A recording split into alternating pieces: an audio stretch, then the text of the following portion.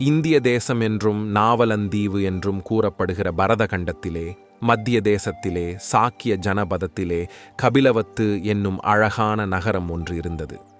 ஒரு காலத்தில் அந்த நகரத்தை ஜயசேனன் என்னும் அரசன் அரசாண்டு வந்தான். அவ்வரசனுக்கு சிம்மஹனு என்னும் மகன் பிறந்தான். சிம்மஹனுவுக்கு சுத்தோதனர், சுல்லோதனர், தோதோதனர், அமிதோதனர், மிதோதனர் என்னும் 5 ஆண் மக்களும், அமிதை, பிரமிதை என்னும் 2 பெண் மகளிரும் பிறந்தனர். இவர்களுள் மூத்த மகனான சுத்தோதனர் தமது தந்தை காலமான பிறகு அந்நாட்டின் அரசரானார். சுத்தோதன அரசரின் மூத்த மனைவியாரான மகாமாயா தேவிக்கு ஒரு ஆண் மகவும், இளைய மனைவியாரான பிரஜாபதி கௌதமிக்கு ஒரு ஆண் மகவும் ஒரு பெண் மகவுமாக 3 மக்கள் பிறந்தனர். மாயாதேவிக்கு பிறந்த மகனுக்கு சித்தார்த்தன் என்று பெயர் சூட்டினார்கள். பிரஜாகௌதமைக்கு பிறந்த மகனுக்கு நந்தன் என்றும் மகளுக்கு நந்தை என்றும் பெயர் சூட்டினார்கள். இவர்களுள் சித்தார்த்த குமாரன் ஞானம் அடைந்து புத்த பகவானாக விளங்கினார். கபிலவத்து நகரத்திலே ஆண்டுதோறும் நடைபெற்ற விழாக்களில் ஆஷாட விழா என்பதும் ஒன்று. இந்த விழாவேனிற் காலத்திலே 6 நாட்கள் கொண்டாடப்படும்.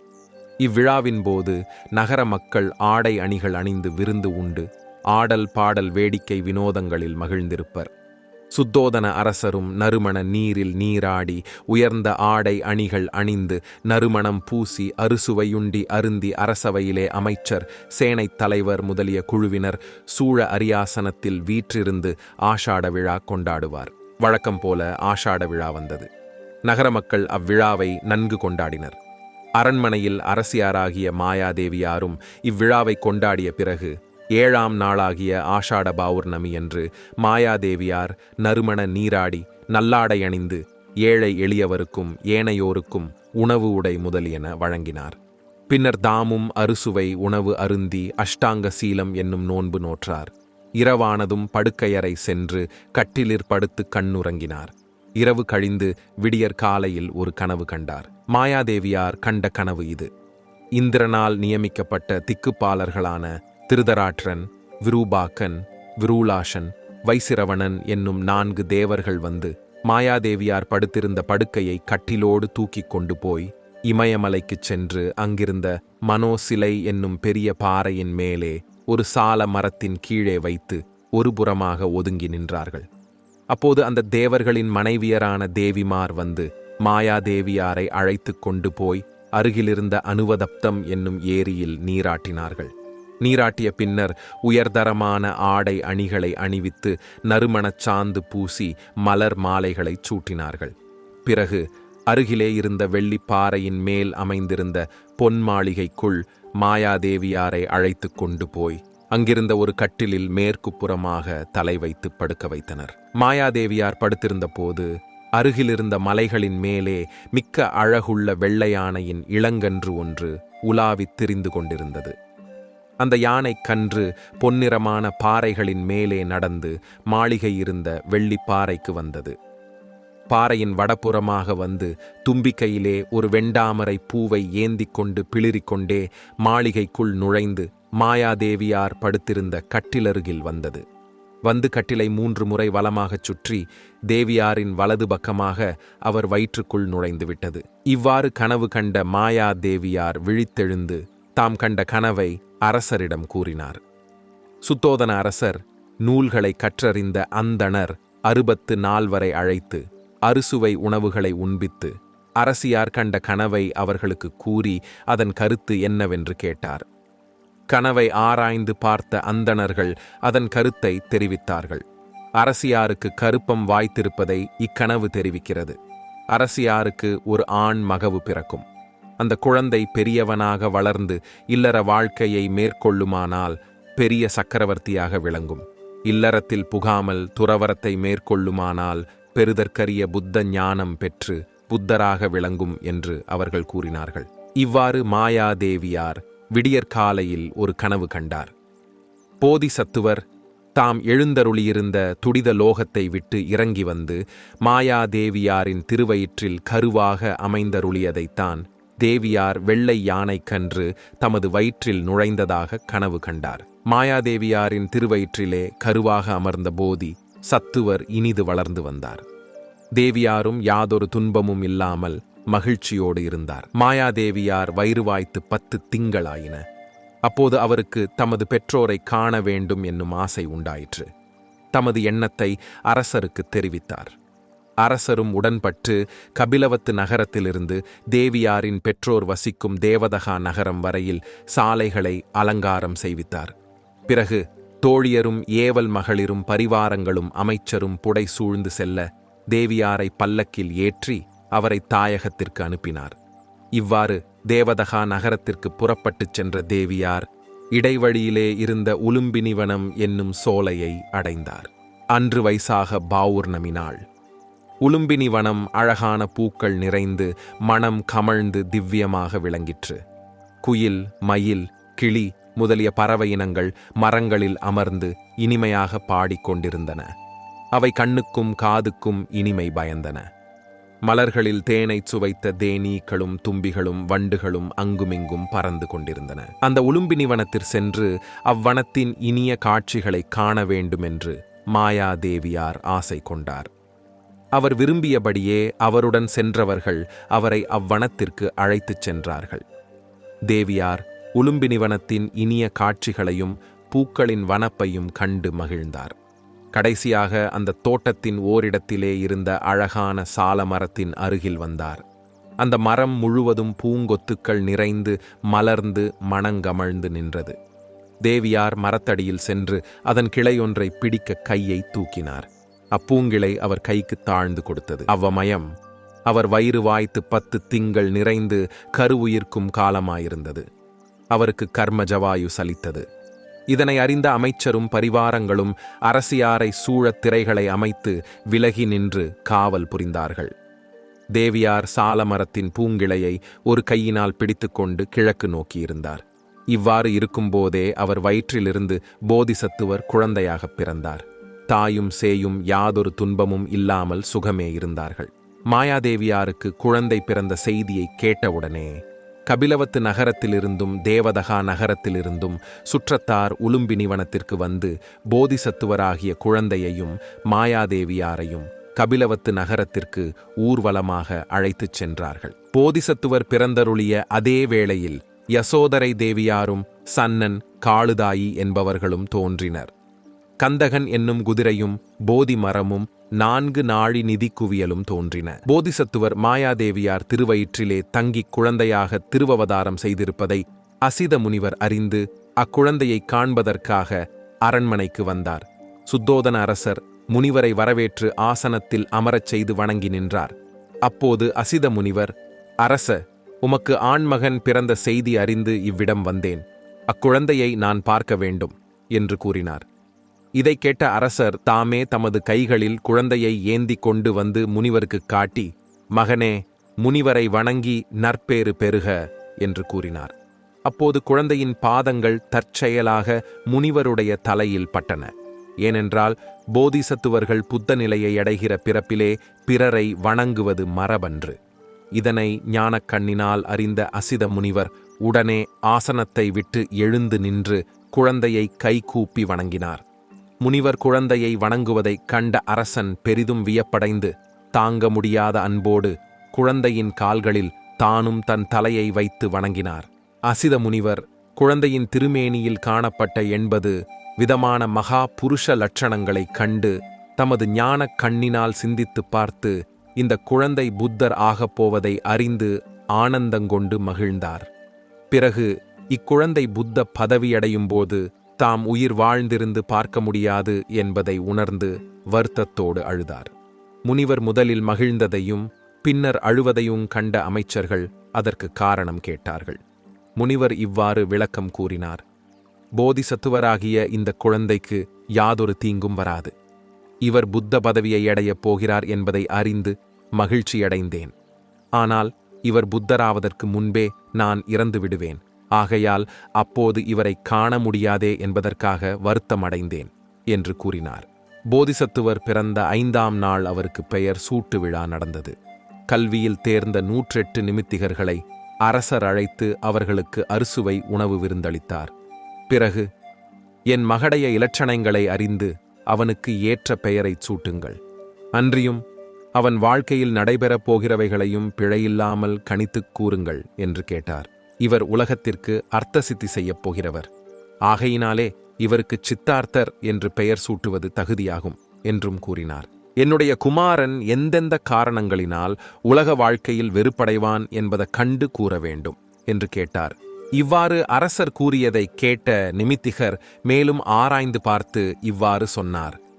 வயது முதிர்ந்த கிழவர், நோயாளி, பிணம், துறவி ஆகிய இந்நான்கு பேரைக் காண்பாரானால் உமது குமாரன் உலக வாழ்க்கையை வெறுத்துத் துறவு கொள்வார்.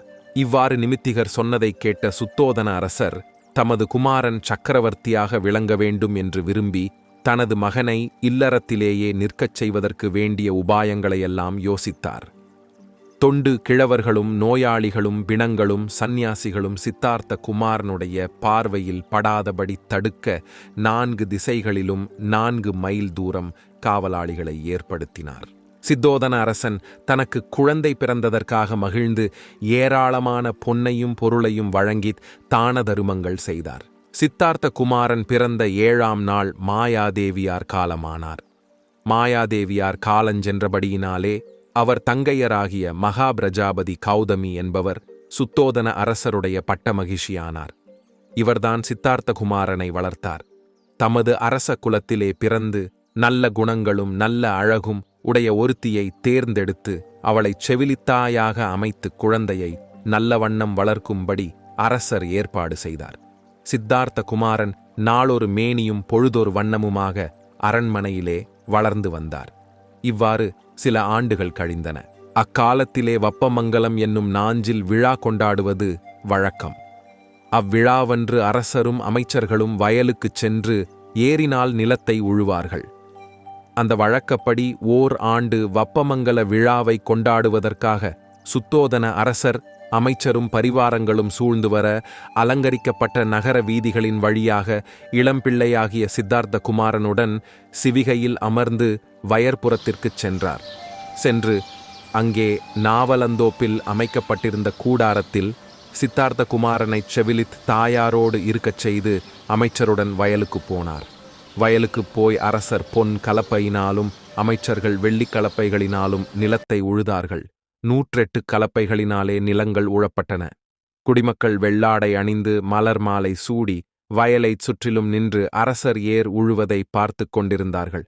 சித்தார்த்த குமாரனுடைய செவிலித் தாயார்களும் இந்த கொண்டாட்டத்தை காண்பதற்காக கூடாரத்தை விட்டு வெளியே வந்து பார்த்து கொண்டிருந்தார்கள். ஒரு நாள் இவர்கள் தோட்டத்தில் விளையாடிக் கொண்டிருந்த போது ஆகாயத்தில் அன்னப்பறவைகள் வேகமாக பறந்து போவதைக் கண்டார்கள். அப்போது தேவதத்தன் என்னும் சிறுவன் தனது வில்வித்தையின் நுட்பத்தை காட்ட விரும்பி வில்லில் அம்பை வைத்து குறிபார்த்து ஒரு பறவையை ஏய்தான். பறவையின் இறக்கையில் பட்ட அம்பு ஊடுருவி போகாமல் சிறகிலேயே தைத்து கொண்டது. உடனே பறவை சிறிது தூரத்திற்கப்பால் தோட்டத்தில் விழுந்தது. பறவை கீழே விழுந்ததைக் கண்ட சித்தார்த்த குமாரன் ஓடிச் சென்று பறவையை தமது 2 கைகளினாலும் அன்புடன் எடுத்து அப்பறவை படும் துன்பத்தைக் கண்டு மனம் வருந்தினார். பிறகு தரையில் உட்கார்ந்து அதை மெல்ல மடியின் மேல் வைத்துக்கொண்டு சிறகில் பொத்திக் கொண்டிருந்த அம்பை மெதுவாக வெளியே எடுத்தார். பிறகு புண்ணில் தைலம் தடவி அதற்கு தீனி கொடுத்து காப்பாற்றினார். சில நாட்களில் பறவையின் புண் ஆறி நலம் அடைந்தது. சித்தார்த்த குமாரனுக்கு 16 வயது ஆயிற்று. அவரை துறவு கொள்ளாதபடி தடுத்து இல்லறத்திலேயே நிறுத்தச் சுத்தோதன அரசர் கண்ணுங் கருத்துமாக இருந்தார். அரசர் 3 சிறந்த மாளிகைகளை அமைத்து சித்தார்த்த குமாரனுக்கு கொடுத்தார். இந்த மாளிகைகள் கார்காலம், வேநீர்காலம், கூதீர்காலம் என்னும் 3 காலங்களில் தங்கி வசிப்பதற்கு ஏற்றதாக அமைந்திருந்தன. கார்காலத்தில் வசிப்பதற்காக அமைக்கப்பட்டது இரம்மிய மாளிகை என்பது. இது 9 மாடிகளை கொண்டிருந்தது. 9 மாடிகளுள் மேல் மாடிகள் கீழ் மாடிகளை விட ஒன்றுக்கொன்று உயரம் குறைவாக இருந்தன. மழைக்காலத்து வாடைக் காற்று மாளிகைக்குள் புகாதபடி கதவுகளும் சாளரங்களும் அமைக்கப்பட்டிருந்தன. மாளிகைச் சுவர்களில் நெருப்பு எரிவது போன்ற ஓவியங்கள் எழுதப்பட்டிருந்தன. தரையில் கம்பளங்கள் விரிக்கப்பட்டிருந்தன. இந்த மாளிகையில் இருந்த தலையணைகளும் திண்டுகளும் போர்வைகளும் ஆடைகளும் கம்பளிகளால் ஆனவை. கார்காலத்தின் குளிர் தோன்றாதபடி அமைந்திருந்தது இந்த மாளிகை. வேநீர்காலத்தில் தங்குவதற்காக அமைக்கப்பட்டது சுரம்மியம் என்னும் பெயருடைய மாளிகை. இந்த மாளிகை 5 மாடிகளை கொண்டிருந்தது. வேணிற்காலத்து தென்றல் காற்று உள்ளே வீசுவதற்கு தக்கவாறு இந்த மாளிகையின் கதவுகளும் சாளரங்களும் அமைந்திருந்தன. சுவர்களிலே செந்தாமரை, செண்டாமரை, நீலத்தாமரை, செவ்வல்லி, வெள்ளல்லி முதலிய நீர்ப்பூக்கள் குளங்களில் மலர்ந்திருப்பது போன்ற ஓவியங்கள் அழகாக எழுதப்பட்டிருந்தன. இந்த மாளிகையிலே இருந்த தலையணைகளும் பஞ்சணைகளும் உடுத்தும் ஆடைகளும் போர்க்கும் போர்வைகளும் மெல்லிய பருத்தித் துணியால் அமைந்திருந்தன. சாளரங்களின் அருகிலே குளிர்ந்த நீர்க்குடங்கள் வைக்கப்பட்டிருந்தன. அங்கங்கே நீர் தெளிக்கும் இயந்திரங்கள் அமைக்கப்பட்டிருந்தன. இவற்றின் மூலமாக விரும்பிய போதெல்லாம் மழை தூறுவது போல தண்ணீர் தெளிக்கச் செய்யலாம். இந்த மாளிகையின் கதவுகள் பகலில் மூடப்பட்டும் இரவில் திறக்கப்பட்டும் இருந்தன. சுபத மாளிகை என்னும் பெயரையுடைய 3வது மாளிகை பனிக்காலமாகிய கூதிர்காலத்தில் வசிப்பதற்காக அமைக்கப்பட்டது. இதில் 7 மாடிகள் இருந்தன. மாளிகை சுவர்களிலே சிலவிடங்களில் தீ எரிவது போலவும் சில இடங்களில் தாமரை அல்லி முதலிய நீர்ப்பூக்கள் மலர்ந்திருப்பது போலவும் ஓவியங்கள் கண்ணை கவரும்படி எழுதப்பட்டிருந்தன. இம்மாளிகையிலிருந்த ஆடைகளும் தலையணை முதலியவைகளும் கம்பளியும் பருத்தியும் கலந்து செய்யப்பட்டிருந்தன. கதவுகளில் சில பகலில் திறக்கப்பட்டு இரவில் மூடப்பட்டும் சில பகலில் மூடப்பட்டு இரவில் திறக்கப்பட்டும் இருந்தன. இவ்வாறு கார்காலம், வேனிற்காலம், கூதிர்காலம் என்னும் 3 காலங்களையும் இன்பமாக கழிப்பதற்கு ஏற்றவாறு 3 மாளிகைகளை அரசர் அமைத்துக் கொடுத்தார். பணிவிடையாளர் பலரை ஏற்படுத்தினார். இனிய அறுசுவை உணவுகளை அமைத்துக் கொடுக்கவும், தூய மெல்லிய ஆடைகளை அவ்வப்போது அளிக்கவும், நறுமணச் சாந்துகளையும் மலர் மாலைகளையும் தொடுத்துக் கொடுக்கவும் ஏவலாளர்கள் பலர் நியமிக்கப்பட்டனர். இசைப்பாட்டு பாடும் அழகிய மகளிரும், குழல், யாழ், முழவு முதலிய இசைக்கருவிகளை வாசிக்கும் மகளிரும், நடனம் நாட்டியம் ஆடும் மங்கையரும் நியமிக்கப்பட்டனர். இவ்வாறு சுத்தோதன அரசர் தமது குமாரன் இல்லற வாழ்க்கையிலேயே நிலை கொள்ளும்படியான பலவற்றையும் செய்து கொடுத்தார். மேலும் கண்ணுங்கருத்துமாக குமாரனை கவனித்து வந்தார். சித்தார்த்த குமாரனுக்கு திருமண வயது வந்ததை அறிந்த சுத்தோதன அரசர் அவருக்கு திருமணம் செய்து வைக்க எண்ணினார். அமைச்சர்களை அழைத்து தமது கருத்தை கூறினார். இக்கருத்தை அறிந்த சாக்கிய குலத்தவர் எல்லோரும் தமது குமாரத்திகளை மணம் செய்து கொடுப்பதாக கூறினார்கள். சுத்தோதன அரசர் தமக்குள் இவ்வாறு எண்ணினார். குமாரனுடன் கலந்து யோசிக்காமல் நானாகவே மணமகளை ஏற்படுத்தினால் ஒருவேளை குமாரனுக்கு பிடிக்காமல் இருக்கக்கூடும். குமாரனே யாரையேனும் தேர்ந்தெடுத்துக் கொள்ளச் சொன்னால் ஒருவேளை மனம் வேண்டாம் என்று மறுத்துக் கூறவும் கூடும். என் செய்வது? நாட்டில் உள்ள மங்கையர் எல்லோரையும் அரண்மனைக்கு வரச் செய்து அவர்களில் யாரிடம் குமாரனுக்கு ஆசை பிறக்கிறது என்பதை உபாயமாக அறிந்து கொள்ள வேண்டும் என்று தமக்குள் சிந்தித்தார். குறிப்பிட்ட நல்ல நாளிலே சித்தார்த்த குமாரனுக்கும் யசோதரையாருக்கும் திருமணம் இனிது நடந்தது. சித்தார்த்த குமாரன் பலவிதமான நகைகளையும் அணிகலன்களையும் மணமகளுக்கு பரிசு அளித்தார். யசோதரை குமாரி ஆடல் பாடல்களில் தேர்ந்த 500 பணிப்பெண்களுடன் அரண்மனைக்கு வந்தார். தேவேந்திர மாளிகை போன்ற அரண்மனையிலே சித்தார்த்த குமாரனும் யசோதரை குமாரியும் எல்லாவித இன்ப சுகங்களை துய்த்து இந்திரனும் சசிதேவியும் போல வாழ்ந்தார்கள். சித்தார்த்தர் குமாரன் உலகபோகத்தில் மூழ்கி அரண்மனையிலே இன்ப சுகங்களை துய்த்து கொண்டு கவலையற்ற வாழ்க்கை வாழ்ந்த போதிலும் நாளடைவில் அவருக்கு இல்வாழ்க்கையில் வெறுப்பு தோன்றிற்று. ஒரு நாள் சித்தார்த்த குமரன் அரண்மனை கப்பால் உள்ள பூஞ்சோலைக்கு போக நினைத்தார். சன்னன் என்னும் பெயருள்ள தேர்ப்பாகனிடம் தமது எண்ணத்தை கூறி தேரை கொண்டு வர கட்டளையிட்டார். சன்னன் குமரனின் விருப்பத்தை சுத்தோதன அரசருக்கு தெரிவித்தான். அரசர் பூஞ்சோலைக்குச் செல்லும் சாலைகளில் நீர்தெளித்து தோரணங்களும் கொடிகளும் கட்டிப்பூரண கும்பங்கள் வைத்து அலங்காரம் செய்ய கட்டளையிட்டார். மேலும் கிழவர், நோயாளர் முதலியோர் அவ்விடத்தில் வராதபடி சேவகர்களை காவல் வைத்தார். சன்னன் 4 வெள்ளை குதிரைகள் பூட்டப்பட்ட தேரை கொண்டு வந்து நிறுத்தினான். சித்தார்த்த குமாரன் மெல்லிய பட்டாடைகளை அணிந்து தேரில் அமர்ந்து பூஞ்சோலையை காணச் சென்றார். செல்லும் வழியிலே எந்தெந்த காட்சிகளை இவர் காணக்கூடாதென்று சுத்தோதன அரசர் தடுத்து வைத்தாரோ அக்காட்சிகள் தெய்வச் செயலாக இவருடைய பார்வையில் பட்டன. வழியில் தொண்டு கிழவர் கூனி குனிந்து தடியூன்றி தள்ளாடி நடந்து இருமிக் கொண்டிருந்ததை குமரன் கண்டார். நரைத்த தலையும் திரைத்த தோலும் குழிவிழுந்த பார்வையற்ற கண்களும் உடைய இந்த முதுமை காட்சியை இதற்கு முன்பு கண்டிராத சித்தார்த்த குமரன் தேர்ப்பாகனை விழித்து, "சன்னா, இது என்ன? அவர் ஏன் இப்படி இருக்கிறார்?" என்று கேட்டார். "அவர் ஒரு கிழவர்" என்றான் சன்னன். "கிழவர் என்றால் என்ன?" கிழவர் என்றால் இளமை நீங்கிய முதியவர். இவருடைய உடம்பும் பொறிகளும் புலன்களும் வலிமை குன்றிவிட்டன. இளமையோடிருந்த இவர் நரைத்து திரைத்து மூப்படைந்து தள்ளாதவராயிருக்கிறார். மரணம் இவரை எதிர்நோக்கி இருக்கிறது. கிழத்தனம் இவருக்கு மட்டுமா? எல்லோருக்கும் உண்டா? எல்லோருக்கும் கிழத்தனம் உண்டு. இளைஞர் எல்லோரும் முதியவராக வேண்டியவரே. நானும் கிழவராவேனோ? ஆமாம் சுவாமி. ஏழை பணக்காரன் அரசன் ஆண்டி எல்லோருக்கும் கிழத்தனம் உண்டு. நோயாளி ஒருவர் நோயினால் வருந்தி இருந்த இடத்திலேயே மலமூத்திரங்களை கழித்து அதிலே விழுந்து எழுந்திருக்க முடியாமல் இருக்க அவருடைய சுற்றத்தார் அவரை தூக்கி நிறுத்திக் கொண்டிருந்தனர். இதைக் கண்ட கௌதமர் சன்னனிடம், இது என்ன, இவர் ஏன் இப்படி இருக்கிறார் என்று கேட்டார். இவர் ஒரு நோயாளி என்றான் சன்னன். நோய் என்றால் என்ன? இந்த நோயிலிருந்து இவர் பிழைக்க மாட்டார். நோயிலிருந்து மீள முடியாதா? எனக்கும் நோய் வருமா? எல்லோருக்கும் நோய் வரும். நோயிலிருந்து மீள முடியாது. போகும் வழியிலே ஓரிடத்தில் சிலர் கூட்டமாக இருந்து ஒரு பிணத்தை கொளுத்துவதற்கு ஈம விறகை அடுக்கிக் கொண்டிருந்தார்கள். சித்தார்த்தர் அதனைக் கண்டு, இவர்கள் என்ன செய்து கொண்டிருக்கிறார்கள் என்று சன்னனை கேட்டார். யாரோ ஒருவரின் வாழ்க்கை முடிந்துவிட்டது. அவர் இறந்து போனார். அவரை அடக்கம் செய்கிறார்கள் என்று கூறினான் சன்னன். தேரை அருகில் ஓட்டச் சொன்னார். தேரும் அருகில் சென்றது. கௌதமர் பிணத்தை பார்த்தார். இறப்பு என்றால் என்ன? வாழ்க்கை முடிந்துவிட்டது என்றால் என்ன? தாய் தந்தையரும் உற்றார் உறவினரும் இனி அவரை பார்க்க முடியாது. இறந்து போனவரும் தன் உற்றார் உறவினரை பார்க்க முடியாது என்று சன்னன் கூறினான். சாகாமல் இருக்க முடியாதா? நானும் இறந்து விடுவேனா? தாய் தந்தையரையும் உற்றார் உறவினரையும் நான் பார்க்க முடியாமலும் அவர்கள் என்னை பார்க்க முடியாமலும் இறந்து போகும் நிலை வருமா? ஆம் சுவாமி, சாவு எல்லோருக்கும் உண்டு என்றான் சன்னன்.